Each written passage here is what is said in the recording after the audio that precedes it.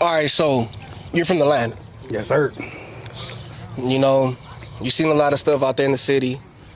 Now, do you feel like anything that happened in the city held you back? Hell no, bro. All it did was just open my eyes to shit. Yeah. How to move, where to go, where I want to see my life. But as much as that shit traumatized me, bro, it helped raise me. So you just got to appreciate what comes with it. If you could do anything different as a youngin', what would you do? Listen to my mom's type shit. Shout out to moms. Love you, mama. So then, let's say you moved out here, right? You're in Hemet. We're in Hemet, California right now, for those that don't know, at the Powerhouse. You know, did you bring any of that LA swag with you out here? Oh, bro, that shit never leaves your body. But I'm going to ask you this, though, real quick. My bad to cut you off, Pops. But, you know, that LA swag, the LA demeanor, the LA everything, whoop, whoop. But also, did you adjust it to strive out here and bring something, like, you know, just start something for yourself out here? I think what I will say is when you make that transition, right, it's one of those things where if you can't adjust to your setting, you're going to fail, right? So when I first came out here, bro, I'm a hothead. You know, I got to remember, I'm not going to crash out in a town I don't know. Mm-hmm. So it's like, you just watch how people move. And, you know, I had to learn, like, you got to move a certain way to be out here. And then you can't keep that same mentality, you know? You bring it out here, bro, it ain't going to get you nowhere. I brought it out here with me. That's all I was asking. But no, I see that though. Like you're all about the youth. You know, you're helping the youth out. You got a program right now that you're starting up. You know, so talk to us about the program you got. So, for those who don't know, I help run a Youth Build Plus program that's funded through Riverside County Office of Ed.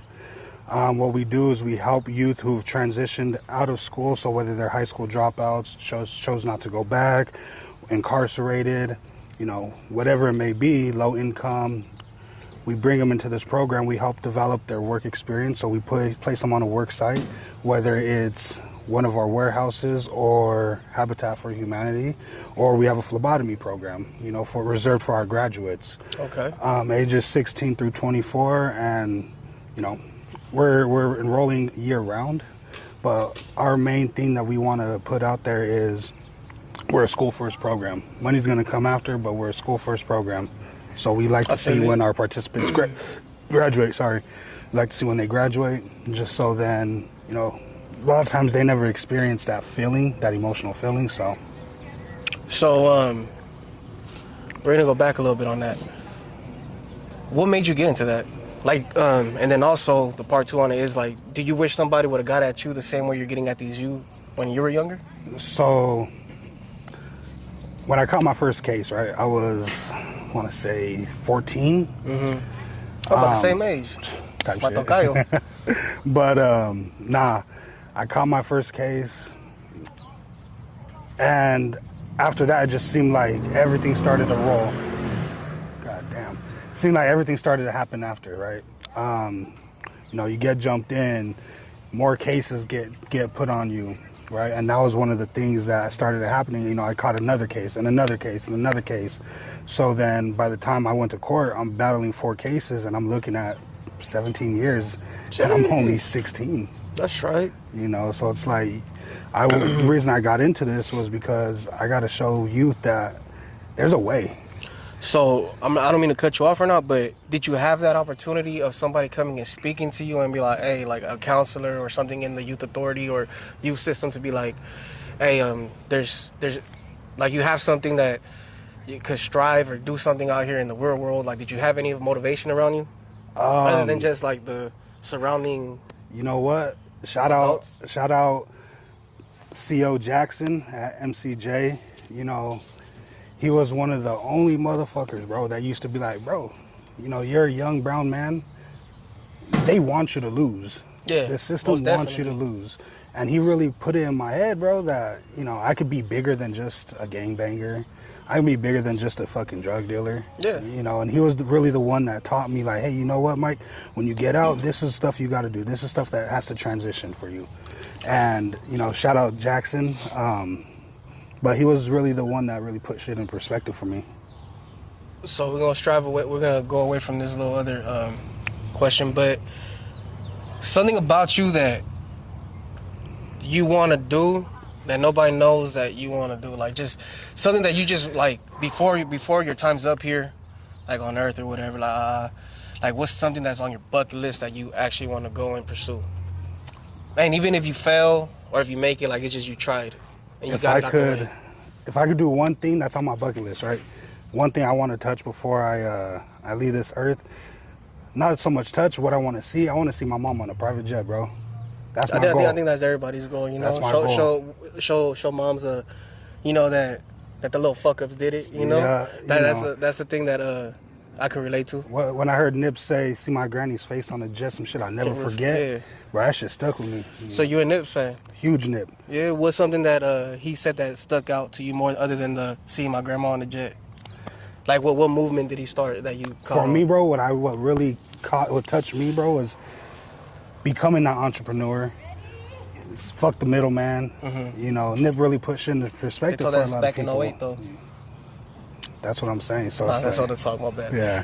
This motherfucker. But yeah, Nah, but- it is fuck the middleman. It is starting a brand off from scratch. You know, like anything's possible. And then you being from the land and me being from the land, they ain't no telling that we probably walked down Slauson one day or we passed by Slauson and we seen him or his brother selling Yep. clothes on the corner. Bro, it's crazy because I remember we used to always hit Slauson, right? And if you know the grocery store across the street, you know, we used to go and we would always see his brother, shout out Black Sam, just right there. And posted nobody up. even knew that was Black Sam at one time. Though. Exactly, bro. It's not that he was a nobody, but to us, We just didn't know him. that Like, we didn't knew see him. him in the spotlight Yeah. as much. You know, like he was a nobody. He's just a regular Yeah. Crip. And we just used to chilling. see it like we knew him just off the hood shit. Yeah. But it was like, And he now- ain't even from over there though. That's the crazy part. And it's like, you know, now you got motherfuckers who hit the land and they love to go to these inner cities and just so they can see some shit, bro. Yeah, but it's yeah. like, you know, this Well, is see- our life. But see, look, that's the thing though too. Is like to get on that topic real quick. I think that what we fail to see is that our background, our lifestyle, the shit that we actually gone through, is televised. You know, and people capitalize off of it, but we don't. You know, I think sometimes we look at it like we put it down because we don't want to remember that trauma. I don't know. You know, we don't want to remember those nights where we had to use powdered milk to eat cereal. You know, like going to certain places to hopefully get a hot meal real quick. You know, like the little Salvation Bro, Armies. we used to have to sit next to the stove, bro, just to get stay warm type Yeah. shit. You know, leave the little fucking oven open and let the Yeah. house warm up. So now that you see like people capitalize, and then you also see Nip capitalize off of his background and make something for himself, no matter how it ended. But what can you do to capitalize off of it for somebody younger? What would you do to them, or what would you tell them about their situation? Pay attention to your mental, bro. That was one thing that I really learned out there, and especially just even when you listen to Nip, bro, is your mental comes before anything, right? And before you make any moves, you got to be right mentally. So my words to the youth: make sure your mental's taken care of, make sure your body's taken care of, and the money's gonna come. And how do you take care of your mental? I'm a big therapy advocate. I'm big on going to therapy, anger management. Take advantage of your local resources. You know, not everybody has, you know, $140 a dish out per session, Yeah. but, you know, if you get Medi-Cal, IHP, whatever it is, bro, they offer sliding scales based off of your income. Take advantage of it, man. You know, we're Latino, bro. We're Mexican. I guarantee you, your parents weren't talking about it. My parents weren't talking about it. Yeah. You know, so it's Nah, like see, like something we had to learn. me growing up in Hispanic. Well, mine was actually mixed. Cause my mom's from Mexicali, and my dad's from the land. You know, my dad's like pretty much like my older homie. or Yeah. whatever. You know, so but either way though, like the way they were taught to how they try to teach me at one point, it wasn't correct. And you know, I don't hate them for it, but you know, it's like they get frustrated. Yeah. You know, like they're still young too. They had me at young. So a lot of words that they would say, I would say did affect me growing up. Because, you know, I used to think I wasn't worthy enough to do certain things. Yeah. So, like, when people be like, oh, you do this, you do that, you do that. I'm like, nah, I don't. You know, I'll shine it off. But then now it's like, okay, you know, what you just said is like going to therapy, you know, building your mindset, surrounding yourself around individuals that want to strive for something better. You know, like we see, like now you start seeing like a future, you know, you start placing yourself 5 years ahead. You know, before, like when you're in a certain situation, you just see him day by day. You know, you're Yeah. living day by Yeah. day, check or whatever.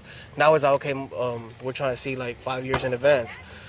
And with that being said, you know, there's a lot of things that do affect you. Like if you're being called stupid, if you're being called dumb or like slow, it's like it takes a toll on you.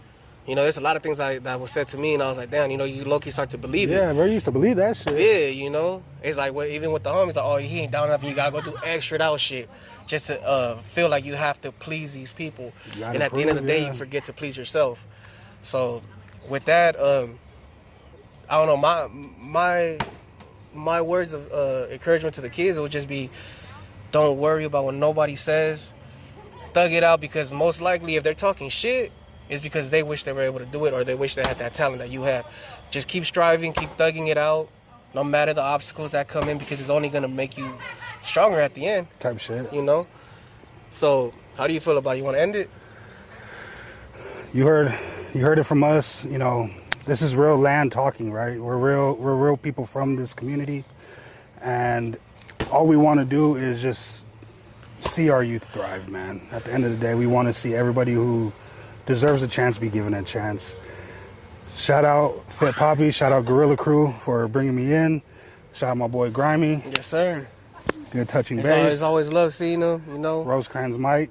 Shout out to my boy Pops, you know, Steve, Gorilla Crew, all that. Everything that we got coming out this year is just collabing with everybody and just building a brand that's... This was an anticipated one, bro. You know how many times I've been getting asked about this? They're like, oh my God, they're gonna put us in there. Oh God. Nah, but yeah, on some serious shit, it's just you know, everybody's starting from somewhere, and we're gonna see where it goes. Type shit. You know, hopefully we get to swing V8s back to back, or V12s, my bad.